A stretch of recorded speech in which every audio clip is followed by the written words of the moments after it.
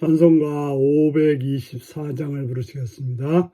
524장입니다. 갈 길을 밝히 보이시니 주 앞에 빨리 나갑시다. 우리를 찾는 구주 예수 곧 오라 하시네. 죄악 벗은 우리 영혼은 기뻐 뛰며 주를 보겠네. 하늘에 계신 주 예수를 영원히 섬기리. 우리를 오라 하시는 말 기쁘게 듣고 순종하세. 구주를 믿기 지체 말고 속속이 나가세. 죄악 벗은 우리 영혼은 기뻐 뛰며 주를 보겠네. 하늘에 계신 주 예수를 영원히 섬기리.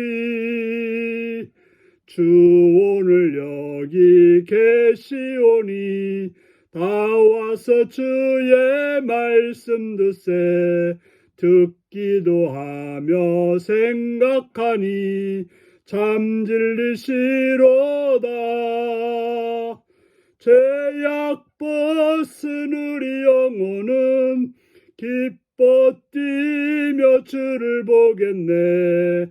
하늘에 계신 주 예수를 영원히 섬기리. 아멘. 이 시간 우리 계신 하나님 말씀은 마가복음 2장 13절에서 22절까지 말씀입니다. 마가복음 2장 13절에서 22절입니다. 기도하시겠습니다. 예수께서 다시 바닷가에 나가심에 큰 무리가 나왔거늘 예수께서 그들을 가르치시니라. 또 지나가시다가 알페오의 아들 레위가 세관에 앉아 있는 것을 보시고 그에게 이르시되 나를 따르라 하시니 일어나 따르니라. 그의 집에 앉아 잡수실 때 많은 세리와 죄인들이 예수와 그의 제자들과 함께 앉았으니 이는 그러한 사람들이 많이 있어서 예수를 따름이로다. 바리새인의 서기관들이 예수께서 죄인과 및 세리들과 함께 잡수신 것을 보고 그의 제자들에게 이르되 어찌하여 세리 및 죄인들과 함께 먹는가? 예수께서 들으시고 그들에게 이르시되 건강한 자에게는 의사가 쓸데없고 병든 자에게라야 쓸데있느니라. 나는 의인을 부르러 온 것이 아니요 죄인을 부르러 왔노라 하시니라. 요한의 제자들과 바리새인들이 금식하고 있는지라. 사람들이 예수께 와서 말하되 요한의 제자들과 바리새인의 제자들은 금식하는데 어찌하여 당신의 제자들은 금식하지 아니하나이까? 예수께서 그들에게 이르시되 혼인집 손님들이 신랑과 함께 있을 때에 금식할 수 있느냐? 신랑과 함께 있을 동안에는 금식할 수 없느니라. 그러나 신랑을 빼앗길 날이 이르리니 그날에는 금식할 것이니라. 생배 조각을 낡은 옷에 붙이는 자가 없나니 만일 그렇게 하면 기운 새 것이 낡은 그것을 당겨 헤어짐을 더하게 되느니라. 새 포도주를 낡은 가죽 부대에 넣는 자가 없나니 만일 그렇게 하면 새 포도주가 부대를 터뜨려 포도주와 부대를 버리게 되리라. 오직 새 포도주는 새 부대에 넣느니라 하시니라. 아멘. 오늘은 의인이 아닌 죄인의 구주, 율법이 아닌 은혜의 복음 이라는 제목으로 말씀을 나누겠습니다. 예수님께서는 세리인 레위 곧 마태를 제자로 불러주셨습니다. 예수님께서 부르시면은 신분의 차별이 없습니다. 세상 사람들이 아니라고 못 박은 그 사람들도 예수님은 부르시는 뿐이었습니다. 예수님의 부르심을 받은 레위는 예수님의 일행과 친구인 세리들을 초청해서 자신의 집에서 큰 잔치를 베풀었습니다. 이 잔치는 세리직을 그만두는 것과 또 이제 모든 사람들 앞에서 자신이 예수님의 제자가 되었음을 선언하는 그런 의미였습니다.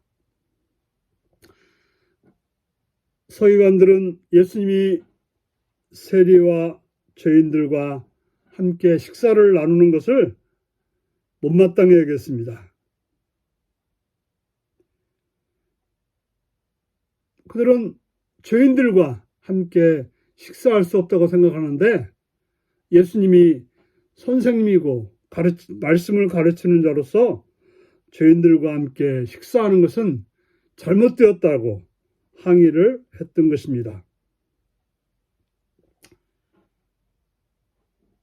그러나 예수님은 그러한 그들에게 병든 자에게 의원이 필요하듯 자신은 영혼이 병든 죄인을 위하여서 영적 의사로 예수님 이 땅에 온 것이라고 말씀하셨습니다. 병이 없는 자는 병원에 가지 않습니다. 자신이 병든 자라고 고백하지 않는 자는 의사를 찾지 않습니다. 바로 예수님은 자신이 죄인이라고 고백하는 그런 자를 찾으시는 것입니다. 바로 마태는 자신이 죄인임을 고백하고 예수님을 만나서 예수님의 제자가 되는 것입니다. 예수님의 제자가 되는 자는 자신이 죄인임을 고백하는 자가 제자가 될 수 있지.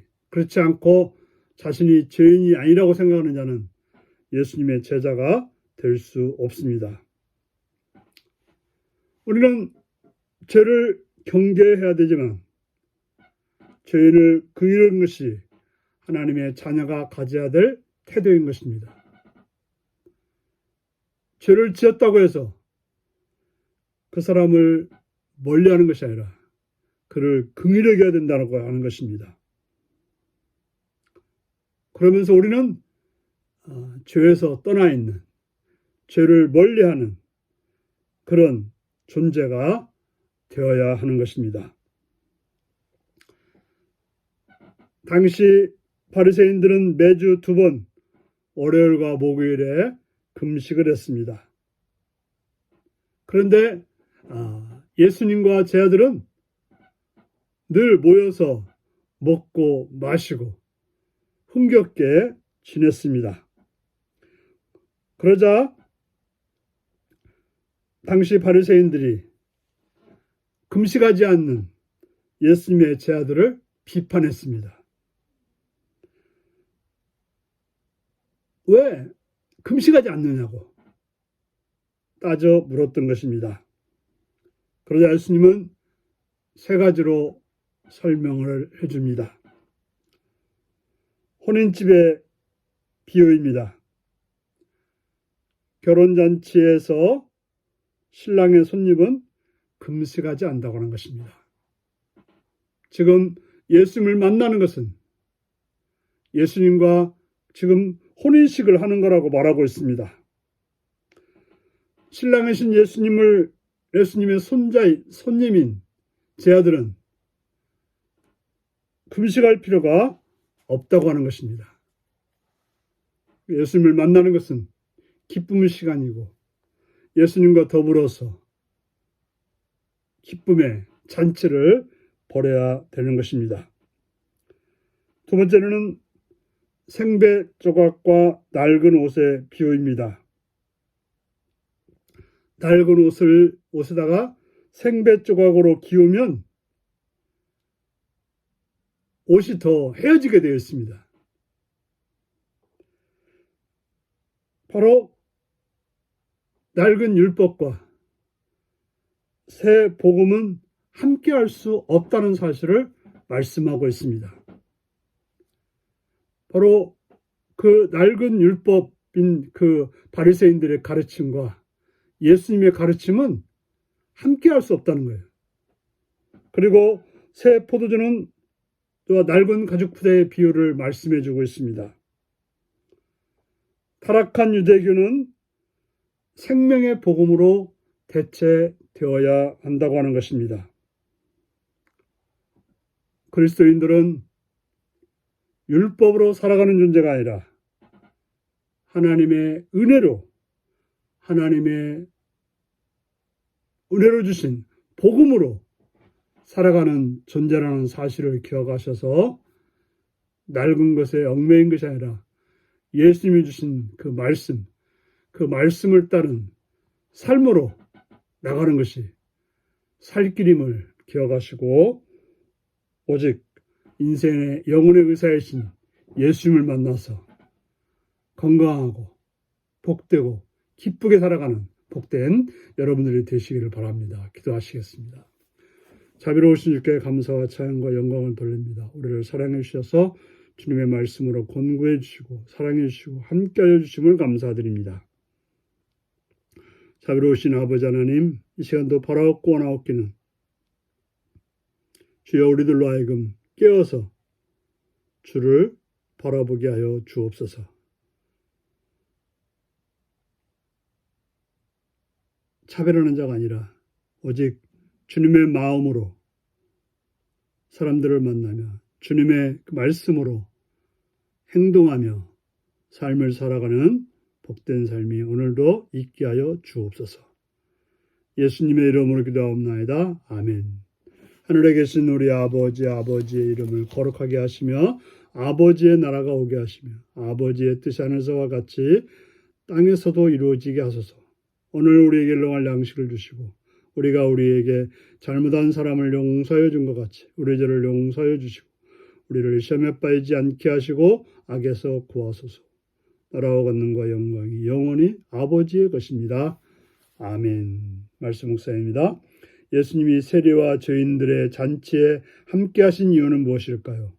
공동체 안에서 사람들이 멀리하는 일을 나는 어떻게 대하나요? 예수님은 그분의 제자들이 금식하지 않는 이유가 무엇이라고 하셨나요? 은혜의 복음 안에서 내가 자유롭게 수용할 일은 무엇인가요?